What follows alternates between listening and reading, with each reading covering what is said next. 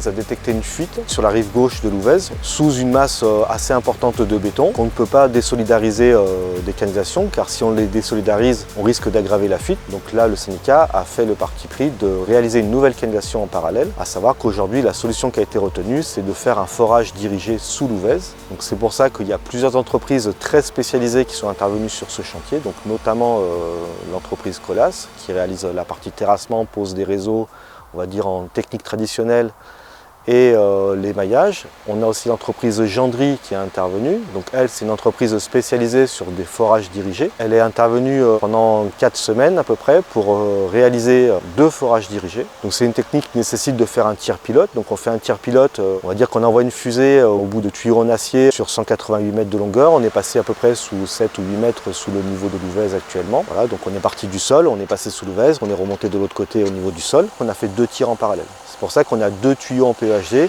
qui sont en parallèle et qui a nécessité de faire un premier tir. Une fois qu'on a posé le premier PE, de se décaler la machine, de faire un deuxième tir. Et en fait, les 2 tirs sont espacés à peu près de 3 ou 4 mètres. Ensuite, on fait 2 alaisages. Donc on a élargi la galerie en 500 et après, ils l'ont fait une deuxième fois pour l'élargir en 900 de façon à pouvoir passer le tuyau. Les tuyaux qui ont été posés, c'est des tuyaux en PEHD, électrosoudés au miroir. Donc c'est des tuyaux qui font une longueur de 16 mètres unitaire. Donc ils ont été soudés pour faire 188 mètres de longueur. Et ensuite, une fois que le tir il a été fait, en fait, on prend les tuyaux d'un côté et on les tire à travers de l'autre côté. Donc les tuyaux, c'est des 450. Ils font 450 mm en diamètre intérieur, ce qui fait qu'ils font 550-600 mm extérieur. C'est pour ça qu'il faut faire un trou plus grand pour pouvoir passer les tuyaux de façon optimale. Afin de connecter donc les 2 tuyaux qui passent sous l'Ouvèze avec une seule connexion, normalement, en temps normal, on met un T. Ça allait être potentiellement problématique pour l'usure des pièces qu'on allait poser.